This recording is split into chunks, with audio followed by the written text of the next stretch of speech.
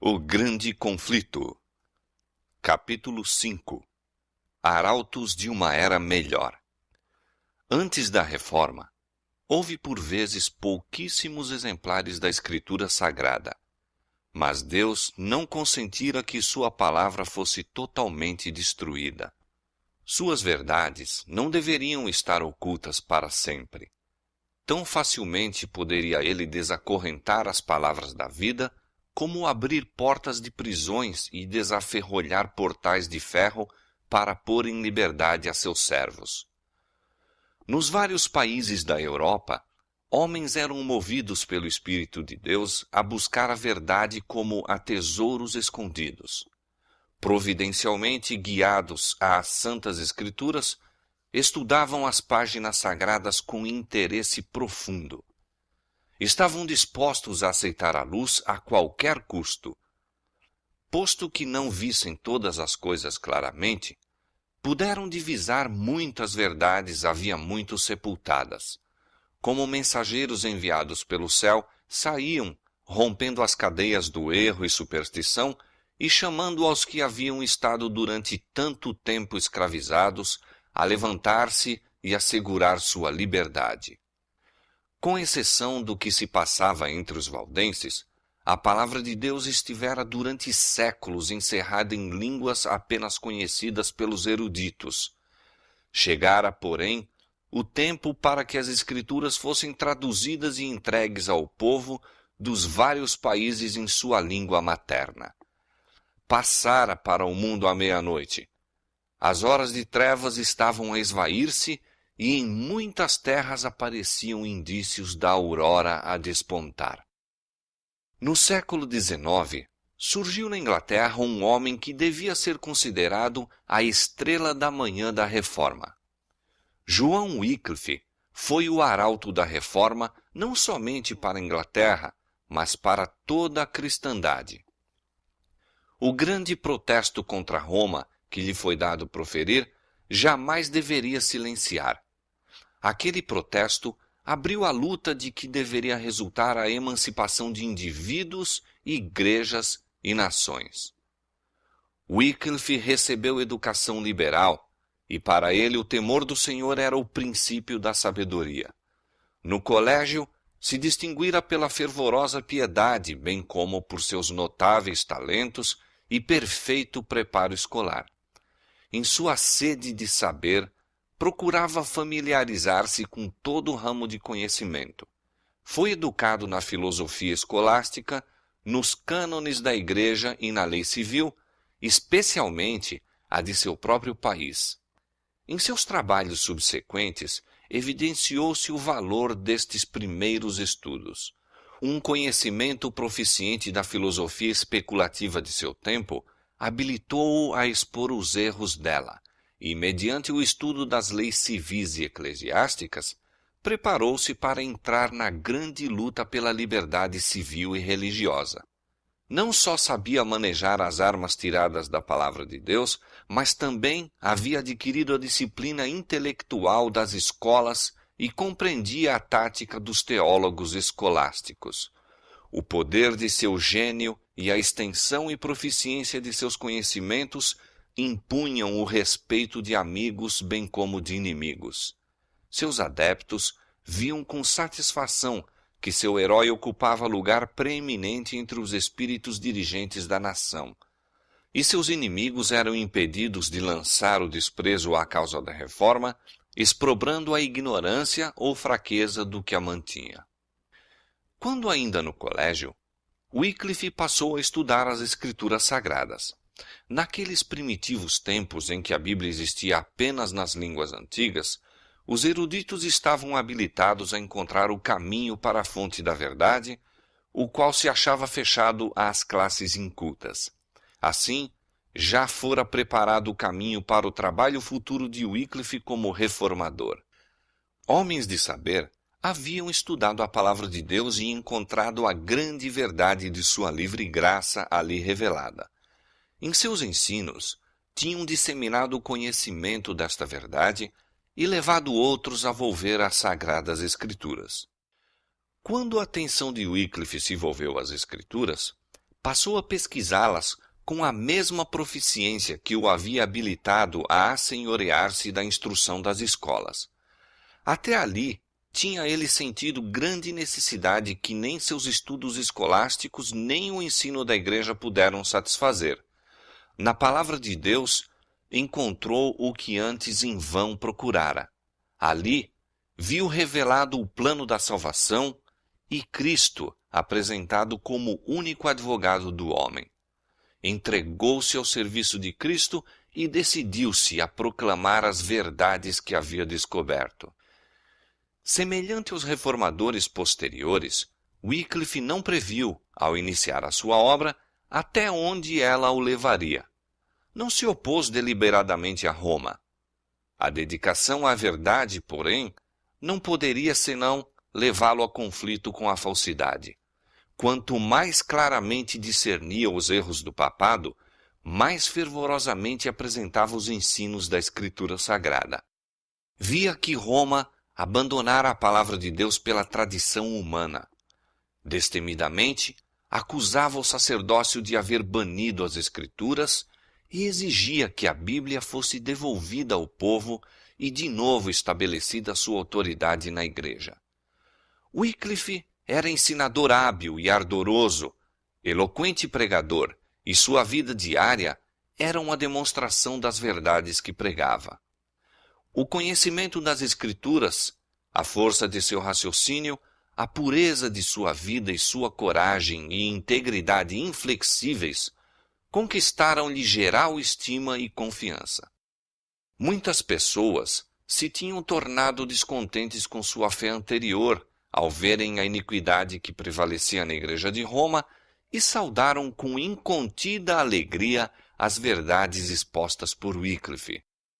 Mas os dirigentes papais encheram-se de raiva quando perceberam que este reformador conquistava maior influência do que a deles mesmos. Wycliffe era perspicaz descobridor de erros e atacou destemidamente muitos dos abusos sancionados pela autoridade de Roma. Quando agia como capelão do rei, assumiu ousada atitude contra o pagamento do tributo que o Papa pretendia do monarca inglês e mostrou que a pretensão papal de autoridade sobre os governantes seculares era contrária tanto à razão como à revelação. As exigências do Papa tinham excitado grande indignação e os ensinos de Wycliffe exerceram influência sobre o espírito dos dirigentes do país. O rei e os nobres uniram-se em negar as pretensões do pontífice à autoridade temporal e na recusa do pagamento do tributo. Destarte, um golpe eficaz foi desferido contra a supremacia papal na Inglaterra. Outro mal contra que o reformador sustentou longa e resoluta batalha foi a instituição das ordens dos frades mendicantes. Estes frades enxameavam na Inglaterra, lançando uma nódoa à grandeza e prosperidade da nação. A indústria, a educação, a moral, tudo sentia influência debilitante. A vida de ociosidade e mendicidade dos monges não só era grande escoadouro dos recursos do povo, mas lançava o desdém ao trabalho útil. A juventude se desmoralizava e corrompia. Pela influência dos frades, muitos eram induzidos a entrar para o claustro e dedicar-se à vida monástica, e isto não só sem o consentimento dos pais, mas mesmo sem seu conhecimento e contra as suas ordens. Um dos primitivos padres da Igreja de Roma, insistindo sobre as exigências do monasticismo acima das obrigações do amor e dever filial, declarou: ainda que teu pai te encontrasse deitado diante de tua porta, chorando e lamentando, e tua mãe te mostrasse o corpo que te carregou e os seios que te nutriram, tê-los-ás de pisar a pés e ir avante diretamente a Cristo. Por esta monstruosa desumanidade, como mais tarde Lutero a denominou, que cheira mais a lobo e a tirano do que a cristão ou homem, empedernia-se o coração dos filhos contra os pais. Assim, os dirigentes papais, como os fariseus de outrora, tornavam sem efeito o mandamento de Deus com a sua tradição. Assim se desolavam lares, e pais ficavam privados da companhia dos filhos e filhas. Mesmo os estudantes das universidades eram enganados pelas falsas representações dos monges e induzidos a unir-se às suas ordens. Muitos mais tarde se arrependiam desse passo, vendo que haviam prejudicado sua própria vida e causado tristeza aos pais. Mas, uma vez presos na armadilha, era-lhes impossível obter liberdade. Muitos pais, temendo a influência dos monges, recusavam-se a enviar os filhos às universidades. Houve assinalada redução do número de estudantes que frequentavam os grandes centros de ensino. As escolas feneciam e prevalecia a ignorância. O Papa conferira a esses monges a faculdade de ouvir confissões e conceder perdão. Isto se tornou fonte de grandes males. Inclinados a aumentar seus lucros, os frades estavam tão dispostos a conceder a absolvição que criminosos de todas as espécies a eles recorriam e, como resultado, aumentaram rapidamente os vícios mais detestáveis. Os doentes e os pobres eram deixados a sofrer, enquanto os donativos que lhes deveriam suavizar as necessidades iam para os monges que, com ameaças, exigiam esmolas do povo, denunciando a impiedade dos que retivessem os donativos de suas ordens. Apesar de sua profissão de pobreza, a riqueza dos frades aumentava constantemente e seus suntuosos edifícios e lautas mesas tornavam mais notória a pobreza crescente da nação.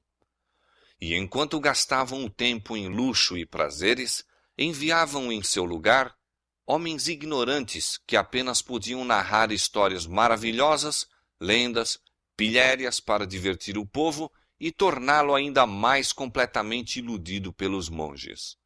Contudo, os frades continuavam a manter o domínio sobre as multidões supersticiosas e a levá-las a crer que todo dever religioso se resumia em reconhecer a supremacia do Papa, adorar os santos e fazer donativos aos monges, e que isto era suficiente para lhes garantir lugar no céu.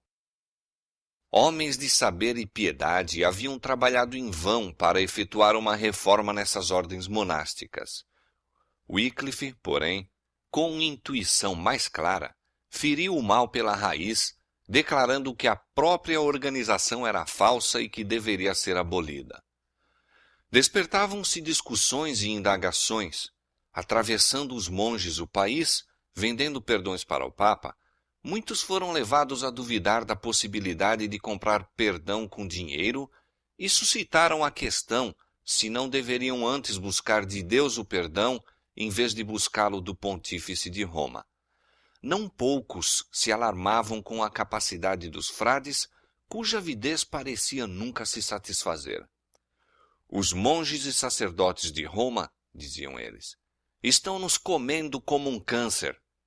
Deus nos deve livrar, ou o povo perecerá. Para encobrir sua avareza, pretendiam os monges mendicantes seguir o exemplo do Salvador, declarando que Jesus e seus discípulos haviam sido sustentados pela caridade do povo.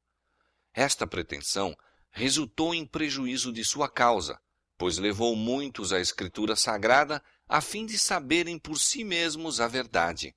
Resultado de que todos os outros eram menos desejados de Roma.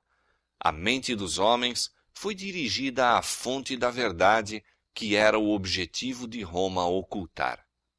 Wycliffe começou a escrever e publicar folhetos contra os frades, porém, não tanto procurando entrar em discussão com eles, como despertando o espírito do povo aos ensinos da Bíblia e seu autor. Ele declarava que o poder do perdão ou excomunhão não o possuía o Papa em maior grau do que os sacerdotes comuns, e que ninguém pode ser verdadeiramente excomungado a menos que primeiro haja trazido sobre si a condenação de Deus.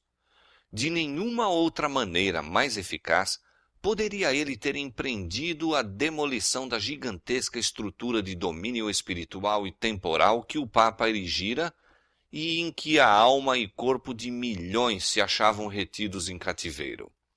De novo foi Wycliffe chamado para defender os direitos da coroa inglesa contra as usurpações de Roma, e sendo designado embaixador real, passou 2 anos na Holanda em conferência com os emissários do Papa. Ali entrou em contato com eclesiásticos da França, Itália e Espanha, e teve a oportunidade de devassar os bastidores e informar-se de muitos fatos que lhe teriam permanecido ocultos na Inglaterra. Aprendeu muita coisa que o orientaria em seus trabalhos posteriores. Naqueles representantes da corte papal, lia ele o verdadeiro caráter e objetivos da hierarquia. Voltou para a Inglaterra a fim de repetir mais abertamente e com maior zelo seus ensinos anteriores, declarando que a cobiça, o orgulho e o engano eram os deuses de Roma. Num de seus folhetos, disse ele, falando do Papa e seus coletores: retiram de nosso país os meios de subsistência dos pobres e muitos milhares de marcos anualmente do dinheiro do rei para sacramentos e coisas espirituais, o que é a amaldiçoada heresia de simonia, e fazem com que toda a cristandade consinta nesta heresia e a mantenha. E, na verdade, ainda que nosso reino tivesse uma gigantesca montanha de ouro, e nunca homem algum dali tirasse, a não ser somente o coletor deste orgulhoso e mundano sacerdote, com o tempo ela se esgotaria. Pois sempre ele tira dinheiro de nosso país e nada devolve, a não ser a maldição de Deus pela sua simonia.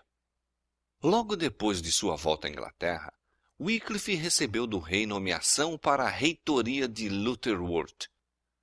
Isto correspondia a uma prova de que o monarca ao menos não se desagradara de sua maneira franca no falar. A influência de Wycliffe foi sentida no moldar a ação da corte, bem como a crença da nação. Os trovões papais logo se desencadearam contra ele. 3 bulas foram expedidas para a Inglaterra, para a universidade, para o rei e para os prelados, ordenando todas as medidas imediatas e decisivas para fazer silenciar o ensinador de heresias. Antes da chegada das bulas, porém, os bispos, em seu zelo, intimaram Wycliffe a comparecer perante eles para julgamento.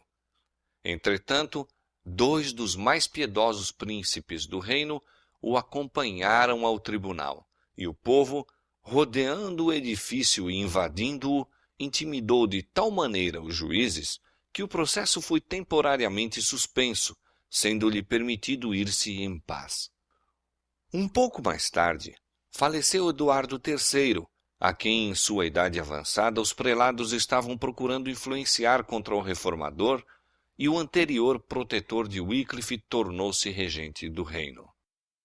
Mas a chegada das bulas papais trazia para toda a Inglaterra a ordem peremptória de prisão e encarceramento do herege. Estas medidas indicavam de maneira direta a fogueira. Parecia certo que Wycliffe logo deveria cair vítima da vingança de Roma. Mas aquele que declarou outrora a alguém: não temas, eu sou teu escudo, de novo estendeu a mão para proteger seu servo. A morte veio, não para o reformador, mas para o pontífice que lhe decretara destruição. Gregório XI morreu, e dispersaram-se os eclesiásticos que se haviam reunido para o processo de Wycliffe. A providência de Deus encaminhou ainda mais os acontecimentos para dar oportunidade ao desenvolvimento da reforma. A morte de Gregório foi seguida da eleição de 2 papas rivais. 2 poderes em conflito, cada um em si dizendo infalível, exigiam agora obediência. Cada qual apelava para os fiéis a fim de o ajudarem a fazer guerra contra o outro, encarecendo suas exigências com terríveis anátemas contra os adversários e promessas de recompensas no céu aos que o apoiavam. Esta ocorrência, enfraqueceu grandemente o poderio do papado. As facções rivais fizeram tudo o que podiam para atacar uma à outra, e durante algum tempo Wycliffe teve repouso.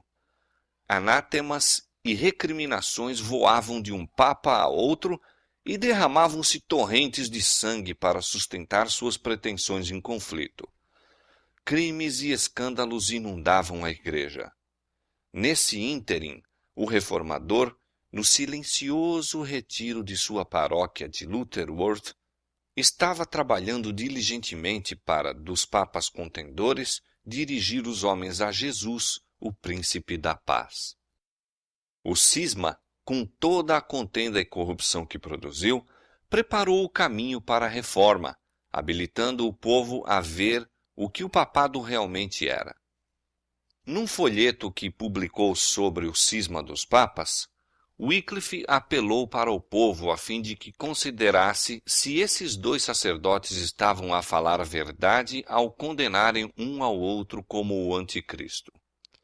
Deus, disse ele, não mais quis consentir que o demônio reinasse em um único sacerdote tal, mas fez divisão entre dois, de modo que os homens, em nome de Cristo, possam mais facilmente vencê-los a ambos. Wycliffe, a exemplo de seu mestre, pregou o evangelho aos pobres. Não contente com espalhar a luz nos lares humildes em sua própria paróquia de Lutterworth, concluiu que ela deveria ser levada a todas as partes da Inglaterra. Para realizar isto, organizou um corpo de pregadores, homens simples e dedicados, que amavam a verdade e nada desejavam tanto como o propagá-la. Estes homens iam por toda a parte, ensinando nas praças, nas ruas, nas grandes cidades e nos atalhos do interior. Procuravam os idosos, os doentes e os pobres, e desvendavam-lhes as alegres novas da graça de Deus. Como professor de teologia em Oxford, Wycliffe pregou a palavra de Deus nos salões da universidade. Tão fielmente apresentava ele a verdade aos estudantes sob sua instrução, que recebeu o título de doutor do Evangelho.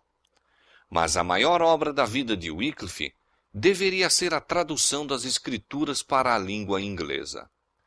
Num livro sobre a verdade e sentido das Escrituras, exprimiu a intenção de traduzir a Bíblia, de maneira que todos na Inglaterra pudessem ler, na língua materna, as maravilhosas obras de Deus. Subitamente, porém, interromperam-se as suas atividades. Posto que não tivesse ainda 60 anos de idade, o trabalho incessante, o estudo e os assaltos dos inimigos haviam posto à prova suas forças, tornando-o prematuramente velho. Foi atacado de perigosa enfermidade. A notícia disto proporcionou grande alegria aos frades. Pensavam então que se arrependeria amargamente do mal que tinha feito à igreja e precipitaram-se ao seu quarto para ouvir-lhe a confissão. Representantes das 4 ordens religiosas, com 4 oficiais civis, reuniram-se em redor do suposto moribundo. Tendes a morte em vossos lábios, diziam. Comovei-vos com as vossas faltas e retratai em nossa presença tudo o que disseste para ofensa nossa. O reformador ouviu em silêncio. Mandou então seu assistente levantá-lo no leito e, olhando fixadamente para eles, enquanto permaneciam esperando a retratação, naquela voz firme e forte que tantas vezes os havia feito tremer, disse: Não hei de morrer, mas viver, e novamente denunciar as más ações dos frades. Espantados e confundidos, saíram os monges apressadamente do quarto. Cumpriram-se as palavras de Wycliffe. Viveu a fim de colocar nas mãos de seus compatriotas a mais poderosa de todas as armas contra Roma, isto é, dar-lhes a Escritura Sagrada, o meio indicado pelo céu para libertar, esclarecer e evangelizar o povo. Muitos e grandes obstáculos havia a vencer na realização dessa obra. Wycliffe achava sobrecarregado de enfermidades. Sabia que apenas poucos anos lhe restavam para o trabalho.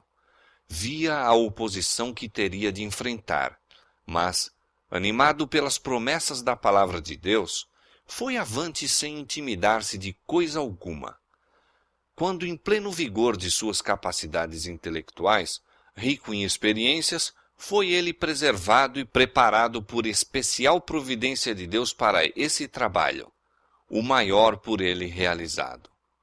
Enquanto a cristandade se envolvia em tumultos, o reformador, em sua reitoria de Lutherwurth, alheio à tempestade que fora esbravejava, dedicava-se à tarefa que escolhera. Concluiu-se, por fim, o trabalho. A primeira tradução inglesa que já se fizera da Escritura Sagrada. A palavra de Deus estava aberta para a Inglaterra. O reformador não temia agora prisão ou fogueira. Colocara nas mãos do povo inglês uma luz que jamais se extinguiria. Dando a Bíblia aos seus compatriotas, fizera mais no sentido de quebrar os grilhões da ignorância e do vício, mais para libertar e enobrecer seu país, do que já se conseguira pelas mais brilhantes vitórias nos campos de batalha. Sendo ainda desconhecida a arte de imprimir, era unicamente por trabalho moroso e fatigante que se podiam multiplicar os exemplares da Escritura Sagrada. Tão grande era o interesse por se obter o livro, que muitos voluntariamente se empenharam na obra de o transcrever, mas era com dificuldade que os copistas podiam atender aos pedidos. Alguns dos mais ricos compradores desejavam a Bíblia toda, outros compravam apenas parte. Em muitos casos, várias famílias se uniam para comprar um exemplar. Assim, a Bíblia de Wycliffe logo teve acesso aos lares do povo. O apelo para a razão despertou os homens de sua submissão passiva aos dogmas papais. Wycliffe ensinava agora doutrinas distintivas do protestantismo, salvação pela fé em Cristo e a infalibilidade das Escrituras unicamente. Os pregadores que enviara disseminaram a Bíblia, juntamente com os escritos do Reformador, e com êxito tal que a nova fé foi aceita por quase metade do povo da Inglaterra. O aparecimento das Escrituras produziu estupefação às autoridades da Igreja. Tinham agora de enfrentar um fator mais poderoso do que Wycliffe, fator contra o qual suas armas pouco valeriam. Não havia nessa ocasião na Inglaterra lei alguma proibindo a Bíblia, pois nunca antes fora ela publicada na língua do povo. Semelhantes leis foram depois feitas e rigorosamente executadas. Entretanto, apesar dos esforços dos padres, houve durante algum tempo oportunidade para a circulação da palavra de Deus. Novamente os chefes papais conspiraram para fazer silenciar a voz do reformador. Perante 3 tribunais, foi ele sucessivamente chamado a juízo, mas sem proveito. Primeiramente, um sínodo de bispos declarou heréticos os seus escritos e, ganhando o jovem rei Ricardo II para o seu lado, obtiveram um decreto real sentenciando à prisão todos os que professassem as doutrinas condenadas. Wycliffe apelou do sínodo para o parlamento. Destemidamente, acusou a hierarquia perante o Conselho Nacional e pediu uma reforma dos enormes abusos sancionados pela Igreja. Com poder convincente, descreveu as usurpações e corrupções da sé papal. Seus inimigos ficaram confusos.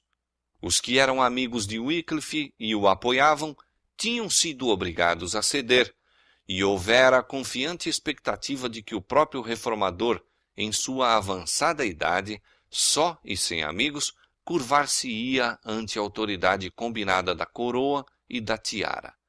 Mas, em vez disso, os adeptos de Roma viram-se derrotados.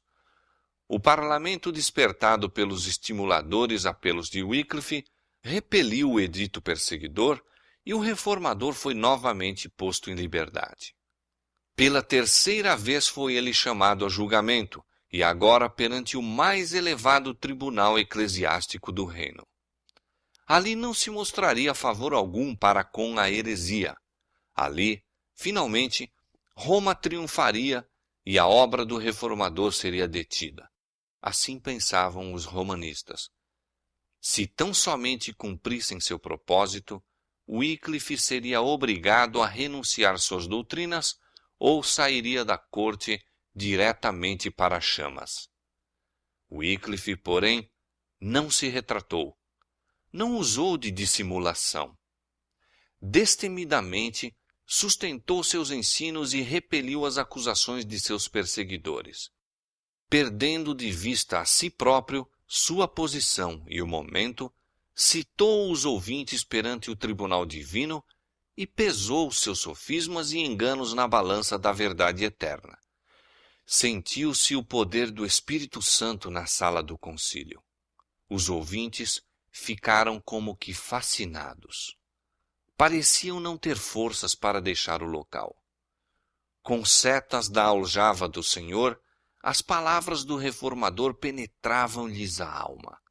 A acusação da heresia que contra ele havia formulado, com poder convincente, reverteu contra eles mesmos. Por que, perguntava ele, ousavam espalhar seus erros? Por amor do lucro, para da graça de Deus fazerem mercadoria? Com quem, disse finalmente, julgais estar a contender? Com um ancião às bordas da sepultura? Não, com a verdade. Verdade que é mais forte do que vós e vos vencerá. Assim dizendo, retirou-se da assembleia e nenhum de seus adversários tentou impedi-lo. A obra de Wycliffe estava quase terminada. A bandeira da verdade que durante tanto tempo empunhara, logo se deveria cair da mão. Mas, uma vez mais, deveria ele dar testemunho do Evangelho. A verdade deveria ser proclamada do próprio reduto do reino do erro. Wycliffe foi chamado a julgamento perante o tribunal papal em Roma, o qual tantas vezes derramara o sangue dos santos. Não ignorava o perigo que o ameaçava, contudo, teria atendido à chamada se um ataque de paralisia lhe não houvesse tornado impossível efetuar a viagem. Mas, se bem que sua voz não devesse ser ouvida em Roma, poderia falar por carta, e isto se decidiu a fazer. De sua reitoria, o reformador escreveu ao Papa uma carta que, conquanto respeitosa nas expressões de cristã no espírito, era incisiva censura à pompa e orgulho da sé papal.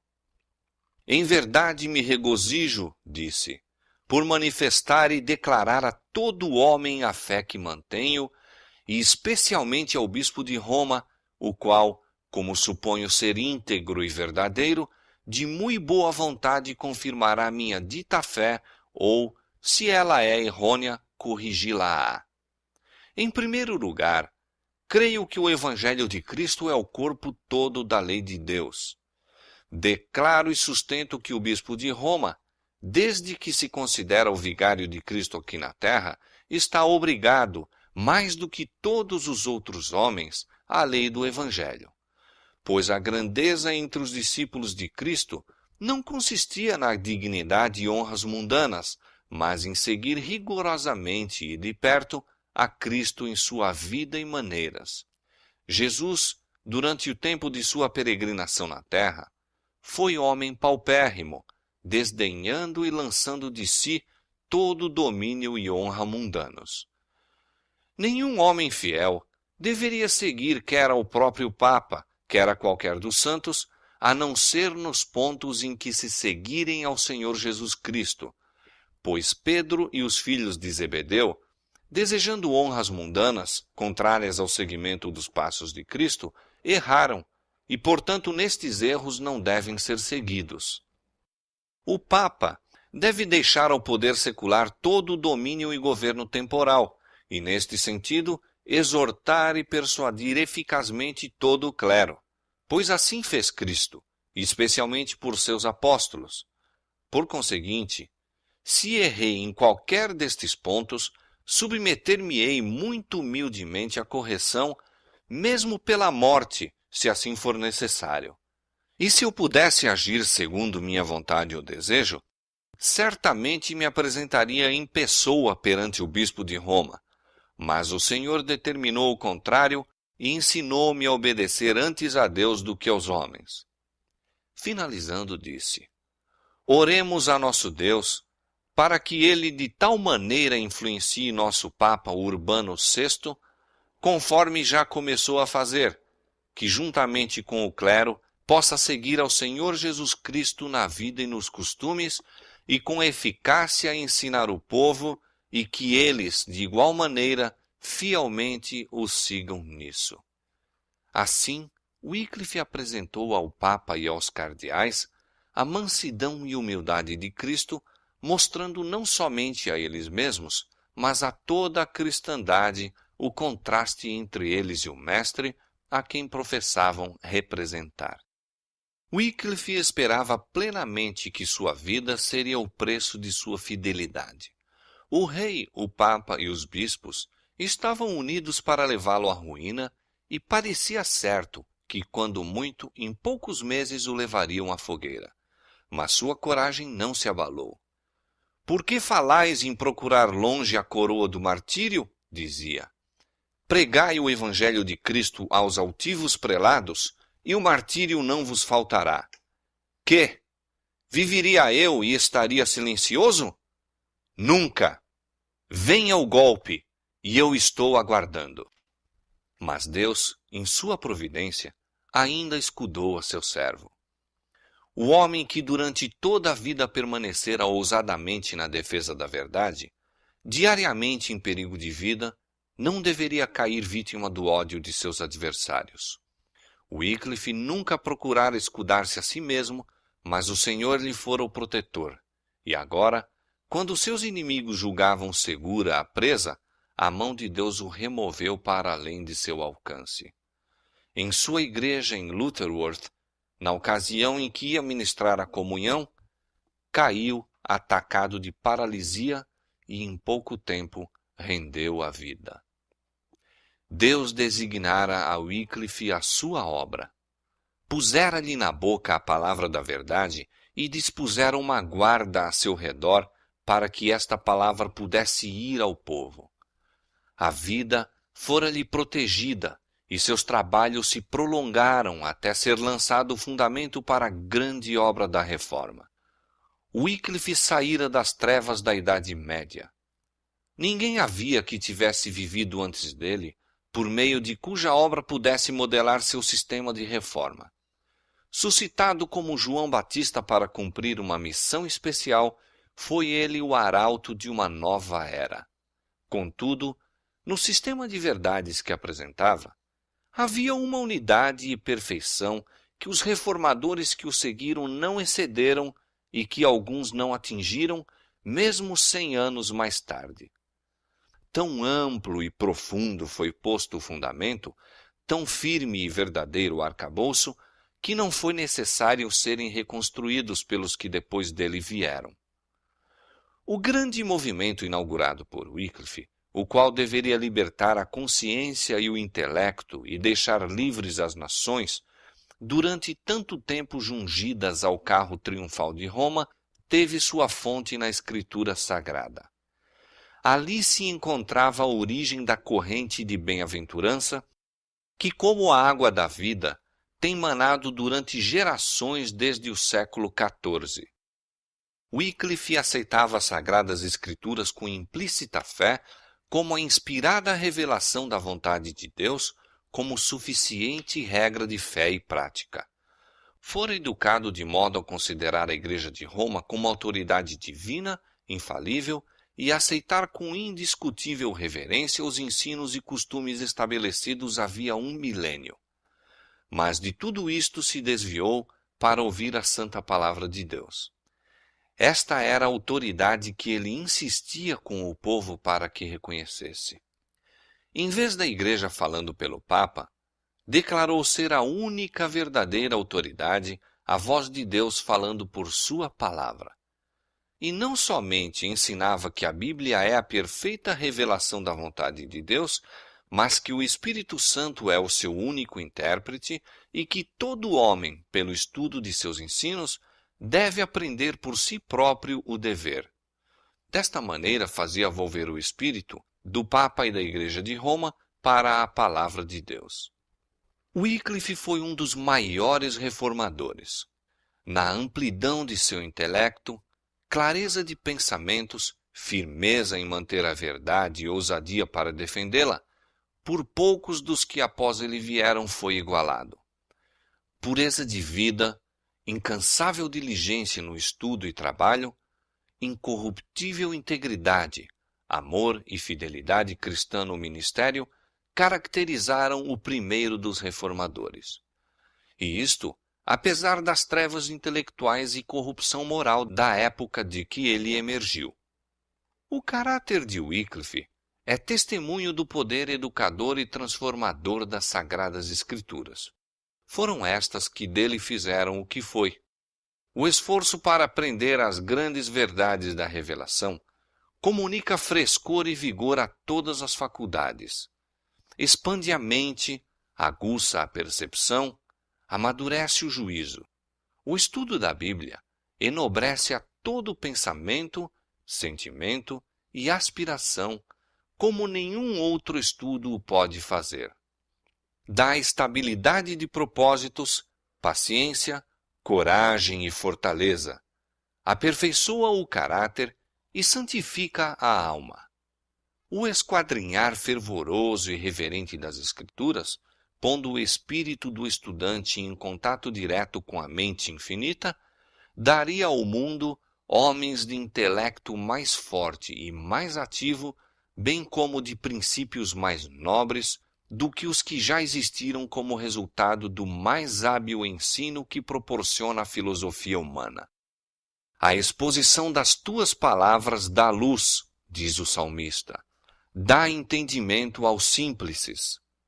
As doutrinas ensinadas por Wycliffe continuaram durante algum tempo a espalhar-se.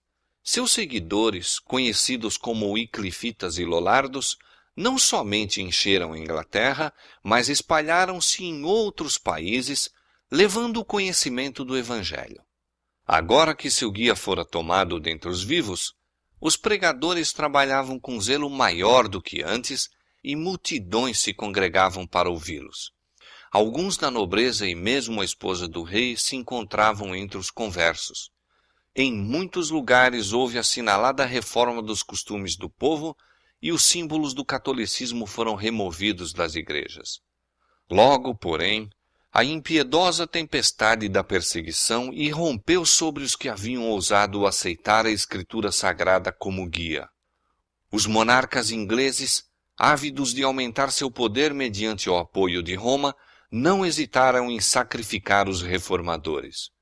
Pela primeira vez na história da Inglaterra, a fogueira foi decretada contra os discípulos do Evangelho.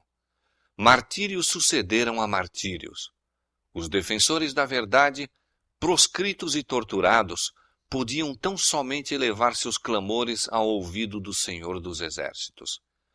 Perseguidos como inimigos da Igreja e traidores do reino, continuaram a pregar em lugares secretos, encontrando abrigo o melhor que podiam nos humildes lares dos pobres e, muitas vezes, refugiando-se mesmo em brenhas e cavernas.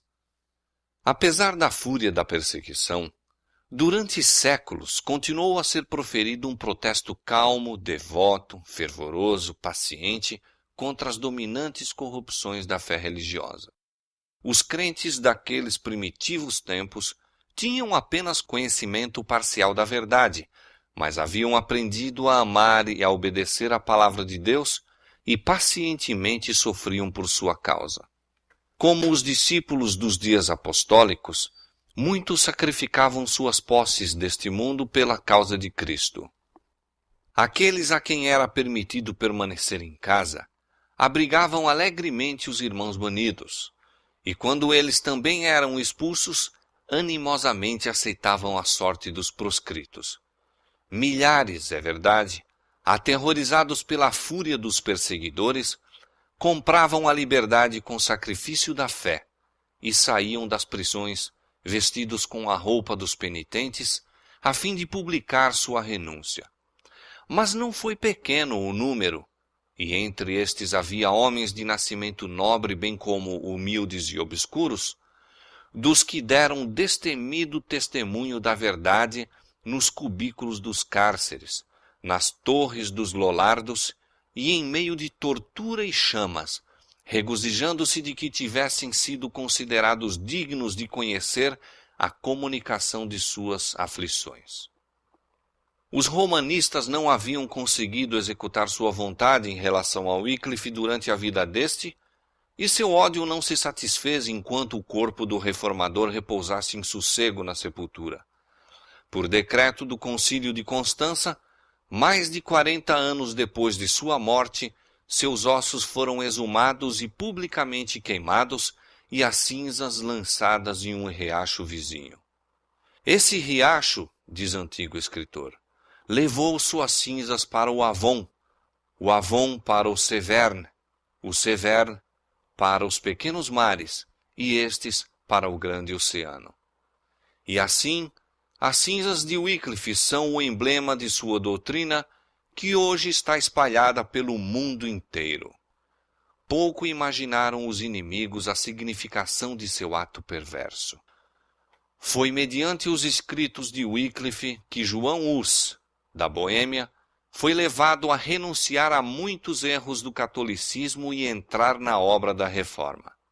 E assim é que nesses dois países tão grandemente separados foi lançada a semente da verdade. Da Boêmia, a obra estendeu-se para outras terras.